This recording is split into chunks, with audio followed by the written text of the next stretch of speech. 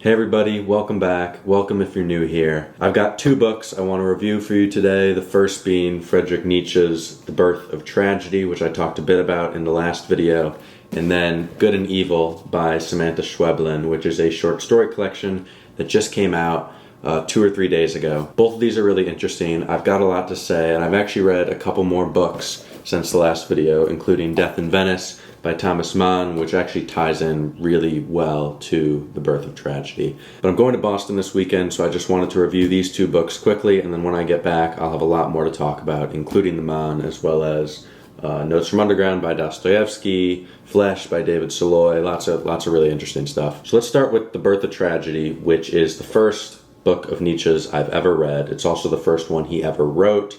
This edition pairs it with The Case of Wagner, which is a text about Richard Wagner in The Birth of Tragedy, which takes up most of this book. Nietzsche poses Wagner as kind of the savior of new art, German art specifically. And then this is sort of the last text he writes in his career, and he flips that opinion on its head. There's also an introduction here written by Nietzsche called Attempt at a Self-Criticism, talking about everything wrong with The Birth of Tragedy, which is not exactly the way you want to go into reading the book, but I thought that was really interesting as well. The text itself is very dense. The Walter Kaufmann translation is a direct translation. There's some that make it sort of more accessible. But to break down the sort of points in this book, Nietzsche is very focused on two elements of Greek tragedy. The Apollonian, representing the god Apollo, order, individualization. He frequently ties this in with the art of sculpture, and then the Dionysian, which represents chaos, revelry, and is frequently tied in with the art of music. Nietzsche is very interested in music, as evidenced by the focus on Wagner, and he sees music as the only art form that does not need the Apollonian element, the element of order, to structure and to represent the Dionysian element, which is the chaos. Literature, sculpture, whatever the case may be, it's all a sort of representation. It's all, think about a book, it's structured in a specific way to represent reality, which is not structured in a specific way.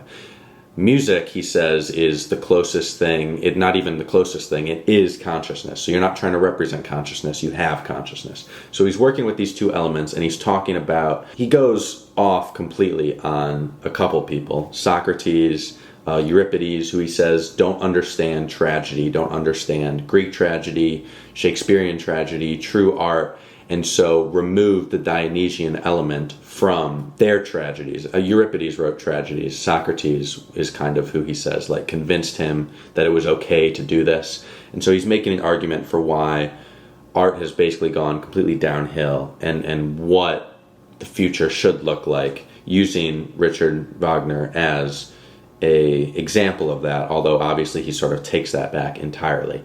This is all very jumbled, I know, but I think the main point that's very interesting to me, overly optimistic, I think if we're able to look at it from an unbiased setting, is that Nietzsche believes art is the only thing that can justify our existence. Aestheticism, beauty, making art, that's all that can justify our time here on Earth. It's obviously a beautiful sentiment. I'm really interested in, especially thinking about the sort of fiction I'm trying to write right now, which work with a lot of different artists and non-artists, how those kind of people see the world, or different types of artists, filmmaker versus writer versus musician, whatever the case may be. I thought it was a really fun text to read, not fun per se, but it was a really interesting text to read at this point in my life. It was also a very interesting text to read simply because of something like Death in Venice. I think this was better than Death in Venice, but I think I would have liked Death in Venice even less if I wasn't so focused on how he's interacting with Nietzsche, the way he sort of follows him, the way he completely counteracts him. Mann was obviously familiar with this text.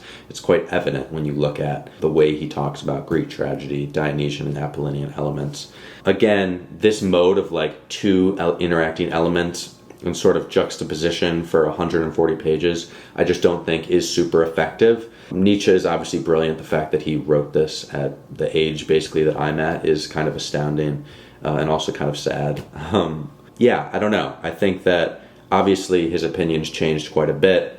I think most of his texts aren't as dense as this. I don't read a lot of philosophy, which also made this more difficult. There are points where the footnotes will be here's the point where he sort of departs from Schopenhauer. And I'm like, so everything I've been reading up until this point is just, regurgitating Schopenhauer, which I don't really know what that means. If you have a better understanding of this text and how it's situated, feel free to let me know below. I am glad I am reading this in a lecture-oriented class where it just feels like I'm able to sort of understand things that I would be completely lost if I was just reading this on my own. But yeah, like I said, don't read a ton of philosophy. I've read Kierkegaard mainly for a class, that's about it. But in this class, we will be reading another Nietzsche text, Genealogy of Morals, and Descartes, Discourse on the Method. So that'll be interesting to see how those go. I have heard that again, Nietzsche's later texts are just not as dense. The sort of interesting points don't get as muddled and as lost as they do in Birth of Tragedy. But I do think that it was really interesting. I just think that if you're going to read this, if you're interested in reading this, I don't think if you're like, I want to read one Nietzsche text, this is going to be it. But if you're interested in these ideas, I just think it's going to take a bit of work outside of the book itself to sort of understand what's going on. And I also think that like this edition specifically does a bit of that because it has sort of Kaufman's introduction, Nietzsche's thing, and then it sort of situates it with Nietzsche's later work. So yeah, interesting overall. Not something I'm going to read again, but I do think I'll get to the Case of Wagner, especially because it's not very long at all. So yeah. And then the reason I picked Good and Evil to talk about is one, because I just finished it, but also Good and Evil ties into Nietzsche. I thought that was kind of funny. And also, it just came out. So this is a wonderful, wonderful short story collection. I cannot recommend this enough. Samanta Schweblin is the author of Seven Empty Houses, which was another short story collection. That went up for the National Book Award, I believe. Her novel went up for the Booker, or maybe I have that backwards, but her novel was called Fever Dream. That's something I anticipate myself reading in the future because I've heard it's actually quite short.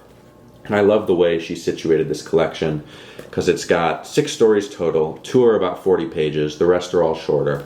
So it's sort of a thing where, you can read some of these in one sitting. They all can be read in one sitting, but you can read some of these, for 15 minutes and be done with them. You can read one for a day, on your way to work, on your way back from work. And these are all strange in the most interesting ways because they sort of diverge into speculative fiction in fits. And I think the best example of that I'm going to talk about is An Eye in the Throat, which is one of those 40-page stories. And then I also want to talk about my favorite story, which was William in the Window. Welcome to the Club, which was the first story. I talked about that like a month or 2 ago. Again, like I said, I spent a lot of time with this book. Yeah, so what I mean when I say sort of in fits, William in the Window is a story about a woman who is on an artist residency, a writer's residency in Shanghai, and the sort of core of the story seems to be that her husband or partner is back home in Buenos Aires and he's sick and he might die and she might not be there for it, which is obviously a really interesting dilemma. The way it sort of evolves, and this is what Schweblin does such a fantastic job of, moving from like point A to point Z and then to point D and then to point it's just like she's just moving all over the place and you don't really understand if you sort of step back how she's getting there, but it works when you're reading it. For example, this story kind of ends up being about a cat. Not really, but the cat is sort of the main focus and the cat never is actually there. Again, fascinating. She sort of befriends this woman who is also having this sort of issue because she's away from her husband and her cat keeps getting poisoned and she doesn't know who's doing it.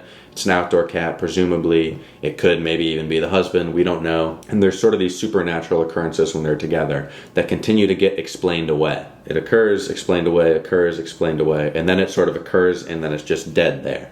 And so you're like, well, what am I supposed to think here? Because she's kind of lured you into this pattern, and then you sort of wind up with this sort of strange thing. And she does this in a different way in every story, which is what makes it so cool. Like I said, the first story, which I've already talked about, Welcome to the Club, the whole mystery is like where we actually are and what's actually going on. And so it's almost like there's not a direct plot. It's just you're thrown into this beautiful writing, but you don't quite understand what it's describing, and then things sort of occur in weird ways, and the writing is detached from the character, and so everything is done differently. It's all just as effective. Yeah, I mean, she's just a true master. And then An Eye in the Throat, which I think was not my favorite, but my favorite of the 2 longer ones, is about a boy who's really close with his father. And when he's young, I mean maybe like 5 years old, he like swallows a battery and they have to have emergency surgery. A couple surgeries go wrong back to back, and what ends up happening is the battery comes out, but the boy can no longer speak. And the sort of flip from how he interacted with his father before to how he interacted with his father after is really interesting, and sort of one of the main points of the story. There's a ton of things getting connected here. This narrator is distant, so like from the future, looking back on the past. It's kind of the 90s, and he's kind of situating us in terms of the technology.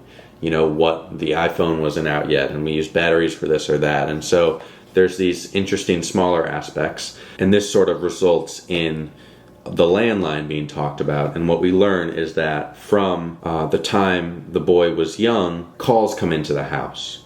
And if the dad answers, the person stays on the line but doesn't say anything. If anybody else answers, the line hangs up. So the calls are clearly for the dad, but nothing is being said. Now, to throw in a third element, there's this aspect that we don't even really see happen. We just kind of hear it from the way the dad thinks about it. And his realization is our realization, which I really love. Again, sometimes you have realizations the characters don't. Sometimes it's with them. Sometimes they have a realization and you think that's sort of wrong. So again, there's just so many ways she's moving throughout these stories, and they're all incredibly effective.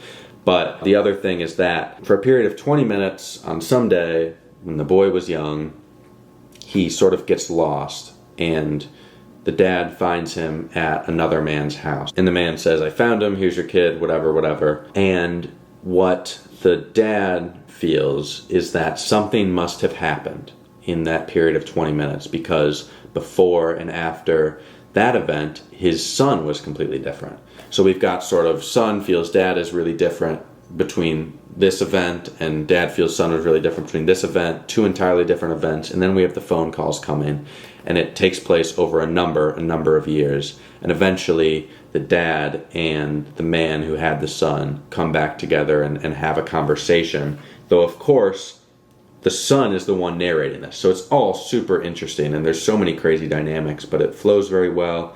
And by the end, I was like, how did I not see that coming? Yeah, I don't know. It's just beautiful. So I would highly, highly recommend this book. It just came out. It's translated by Megan McDowell, who's a fantastic translator. I can't wait to, I guess, see what Schweblin does in the future, but I also obviously want to return to her other books, because this is the first thing I've read of hers. It was so well done. I probably will get to the novel next, and then maybe even those 7 Empty Houses stories. But yeah, just a perfectly situated collection, varying lengths, short book overall, and yeah, really enjoyed this. So would recommend that for sure. Yeah, that's all I have for today.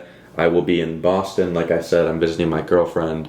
I'm going to try and vlog some of that, because I've been enjoying those kinds of videos, getting to kind of film where I am and talking about that, and, you know, showing you guys different cafes and bookstores I'm able to get to. Going to a concert as well, so that'll be fun. Other than that, thanks to everybody who watched the last video. I really, really am thankful to everybody who's been watching. This is my 50th video ever, which is kind of crazy. I just realized that like yesterday. I never thought I'd make 50 of these. I thought it'd be a kind of one and done situation, but I'm happy to have been able to do that. This has been like an awesome experience.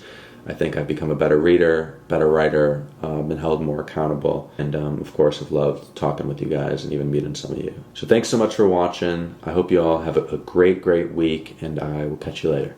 Peace.